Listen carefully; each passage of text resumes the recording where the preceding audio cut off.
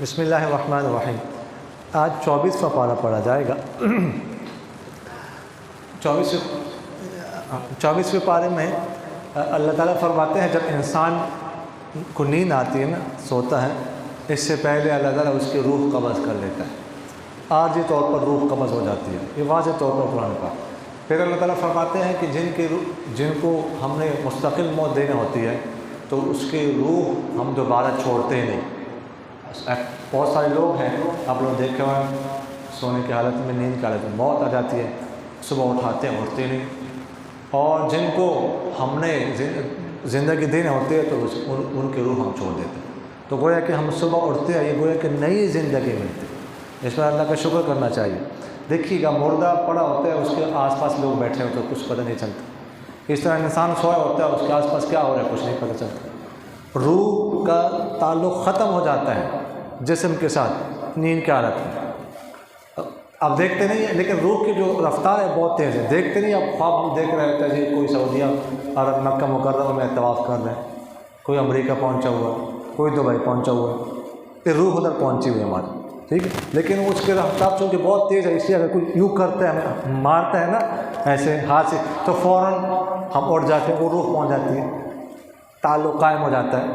تو ایک تو اس کا ذکر، اس لیے عربی میں نیند کو کہتے ہیں النوم اخو الموت، کہ نیند جو ہے یہ موت کا بھائی ہے، اس کو موت کا بھائی کہا گیا۔ اسی طرح اس سورت میں اللہ تعالیٰ فرماتے ہیں کہ سور پھونکا جائے گا، یعنی پہلی دفعہ تو لوگ بے ہوش ہو جائیں گے۔ سورہ نمل میں ہے کہ گھبرا جائیں گے، کوئی تعارض نہیں، پہلے گھبرا کر بے ہوش ہو جائیں گے، اس کے بعد پھر مر جائیں گے۔ پھر جو ہے نا دوبارہ سور پھونکا جائے گا، دوبارہ لوگوں کو اٹھایا جائے گا۔ یہ درمیان میں 40 سال کا فاصلہ ہوگا، اور 40 سال مسلسل بارش برستے رہے گی کہ زمین بالکل صاف ہو جائے گی۔ 40 سال میں جو عرصہ ہوگا کوئی بھی نہیں ہوگا، سب کو موت آ چکے ہو۔ تو اللہ تعالیٰ فرمائیں گے لمن الملک اليوم، آج کس کی بادشاہ ہے، لیکن کوئی جواب دینے والا نہیں ہوگا۔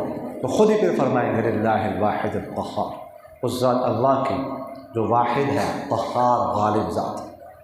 اسی پارے میں سورہ مومن ہے، مومن کو کہا جاتا ہے۔ اس میں چونکہ فرعون کی قوم میں سے ایک مومن کا تذکرہ ہے، ایک مومن بندے کا جس نے ایمان چھپائے ہوا تھا، لیکن جب فرعونیوں نے موسیٰ علیہ السلام کو قتل کرنے کا منصوبہ بنایا تو پھر اس نے اپنے ایمان کا اظہار کیا جرأت کے ساتھ۔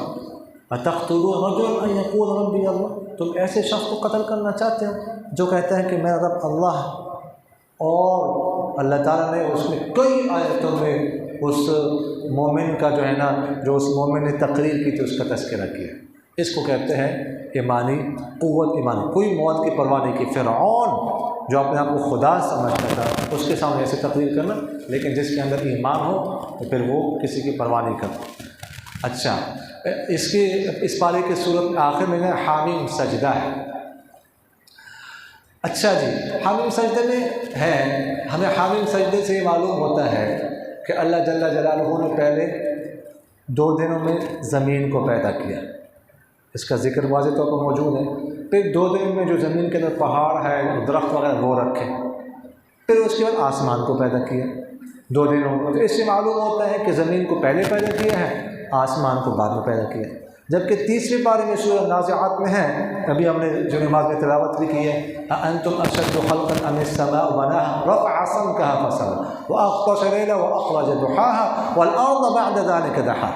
اس سے معلوم ہے کہ پہلے اللہ جل جلالہ نے آسمان پیدا کیا، زمین اس کے بعد پیدا کی۔